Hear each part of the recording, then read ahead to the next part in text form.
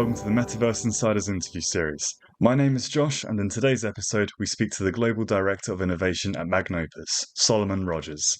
In part 2 of our interview, we discuss the key elements required to build a successful Metaverse ecosystem, the ethical challenges surrounding the production of immersive experiences, and the future of Magnopus. So, to resume our conversation, Sol, could you describe some of the challenges or limitations that you've encountered when developing content for the metaverse? And how has Magnopus gone about overcoming these challenges? Often the challenges are audience-led.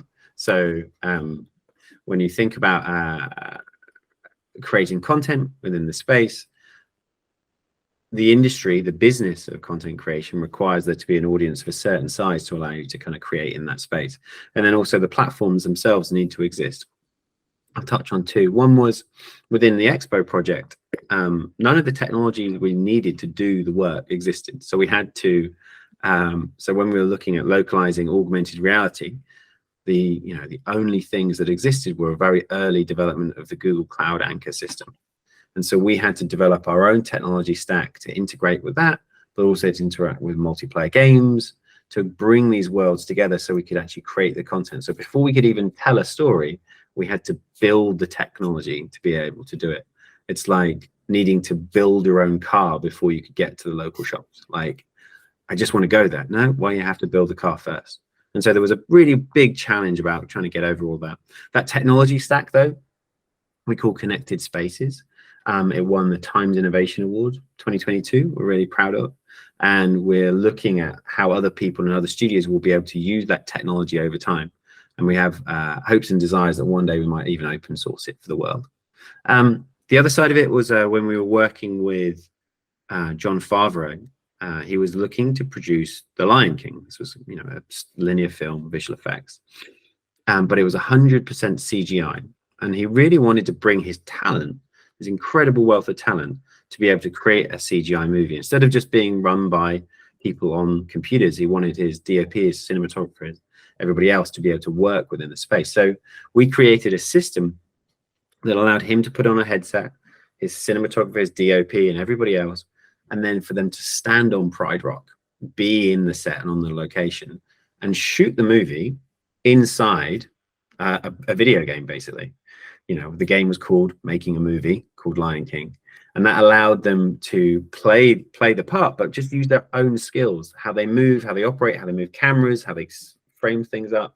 And so they shot the whole movie inside CGI and then rendered it out. What that meant is we managed to solve the challenge of how do you bring traditional craft and talent for something we know so intrinsically into this modern age to use those new technologies. And then when it progressed towards Favreau moved towards the Mandalorian, he wanted to say, well, I want my actors to be in there too. So how do we put, can we put them all in their own VR headsets? Well, then you have to paint them out. Or what if we made one really big VR headset? And that whole idea of the LED volume that wraps around everybody and that everyone's standing inside was really that progression of thinking from when we were working with him from The Lion King and onwards. I really like that concept. I actually saw a screenshot of the Mandalorian set with exactly that technology that you're talking about. I think it was on Tatooine, and you could just see the massive screen wrapped around the set. It's really cool. Crazy how real it looks. So it's awesome that you've got these partnerships to help drive these new technologies forward. So in your opinion, what would you say are the key elements required to build a successful metaverse ecosystem? And in what ways does Magnopus contribute to the advancements of these elements?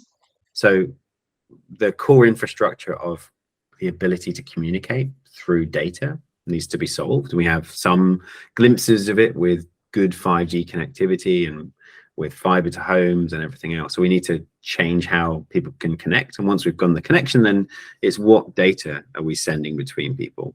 So is it video? Is it images? Is it text? Is it 3D? Is it LiDAR scans? So that set of technologies needs to all be solved. And then the final thing is, why should anyone care about anything we make or anything we do? How does it fundamentally make someone's life better?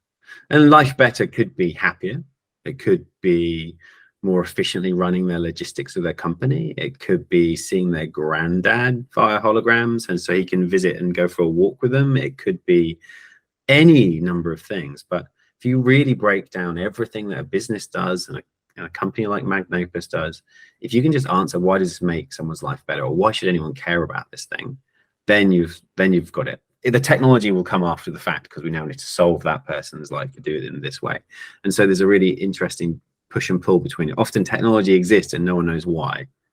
The technology, we are a leading creative technology company, but really the technology and understanding and the R&D is a byproduct of trying to solve that singular question. How, if someone's going to give their time up to interact with this game, this film, movie, this metaverse space, go on this digital trip, go to this virtual concert, is it worth their time? And if you say yes, then not only is it a business, but it's a technology stack, and hopefully it'll make their life better. Well, that's quite thought-prompting, because when talking about looking at the general idea of what people want and whether this will draw forwards into your products, would you say that you have a greater focus around creating your own projects, or more so on helping develop wider experiences across different IPs, as you mentioned before with Star Wars?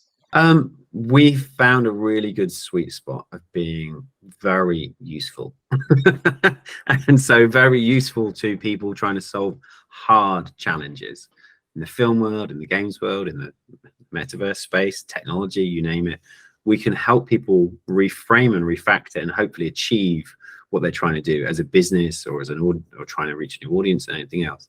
We have some of our own IP being developed, in the traditional sense of movies, films, games, content, apps, and experiences.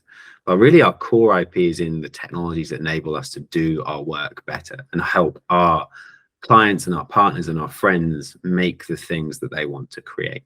And that's often why we end up with Pixar projects and Disney projects and NASA things and BBC and you name it, because those people were trying to achieve something with what they have, and they need a company like us to hopefully make everything simple and basically deliver on the promise. Well, just to elaborate on that slightly, could you explain to our audience how to best experience your productions, like what platform, medium, etc.? There's so many. You will see our work all over them. So you go and watch The Lion King, the latest real-time, the live action one. We helped craft the whole thing. We created it. We enabled it with the technology to make that movie. So Disney Plus, you can go and watch it. When it comes to virtual reality, if you just have any Oculus headset, if you go to the top 10 list, you'll find 2 of ours, usually in the top 3. So Mission ISS will allow you to go to space using VR, and then Elixir will allow you to become a magician with your own hands and make magic and wizardry. And so you can go to there, and obviously Pixar's Coco is in that space as well. And then when it comes to the Dubai Expo, sadly that project ran for 6 months. So the opportunity to interact with it has moved on, but there'll be some more interesting work coming this way that we can release, and you'll be able to find it on our website. Well, thank you, Sol. Can you also talk about any ethical considerations that arise when designing and developing these experiences for the audience, please? Yeah, I mean, the challenges are about safety and accessibility often when anything new comes along. And if you look at safety, it's about the understanding of safeguarding users. So in the one end, we could make really bad VR and it could make everyone feel really sick. So physically, the medium that we work within can actually make people feel unwell. So we've got to not do that. But often we're talking about more safeguarding individuals from their data. So is their data safe? Is the way they interact safe? Are the people they're communicating with trustworthy? Is there some transparency in that space? And so what are the rules, the regulations, the laws that happen within these technologies that need to be looked after? Let alone the idea of personal safety and not being able to be harassed within the space. But there's also some interesting stuff around the data. Only now are we discovering that there was a study out of USC that with 5 minutes worth of VR data, they can assess whether you are on an early path to Alzheimer's from the way that you move and you the way that your hands move, your head move, and everything else. So what do you do with that data? Do you raise that to the person? Do you hold on to it and not tell them? Do you have an ethical responsibility to tell them, to tell their family, to tell your health insurance? There's some very interesting things that are going to come from the rich data that comes from this space that we need to be very, very, very aware of. And then the other side of it is about the idea of what the human race at the moment exists majority in the physical world. But even this moment, and as COVID showed me, where I happen to be physically living, I interact with over 8 to 10 hours a day in a digital space. The low fidelity metaverse, the current internet, emails, video calls, Miro boards, real-time game engines allow me to exist in a digital construct. It's just going to get a higher and higher and higher fidelity. And if that's the case, then the idea of a country, a nationality, a place that I exist is going to become less and less important. 50% of my time is in a digital country with a culture that is being defined by humanity from around the world coming together in the richness and melting pot that it is.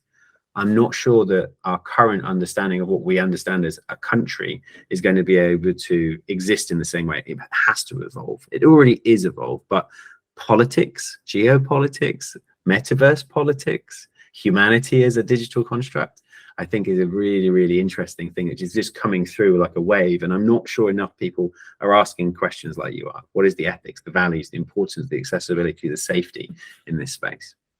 Well, as you mentioned, it's definitely a big topic, one that spreads concern across the entire industry. This is one of those situations where I'm not convinced that people are genuinely clued up about what the metaverse is. So how can they imagine the consequences of it in the future? I think we can easily look at humanity's track record. If you look at it, 99% of humans are good, and they get manipulated by 1% of bad actors, which make us scared or fearful of others. And once we break down those barriers, we realize that we're all the same, and it was just a few bad actors. But it was be the same thing. You know, the current internet has given us this echo chamber challenge, this opportunity for free speech to be weaponized for the few people that have hate in their heart. And the metaverse will have the same challenges. You know, the 3D spatial internet will have the same challenges, where we know that the majority of humanity is good.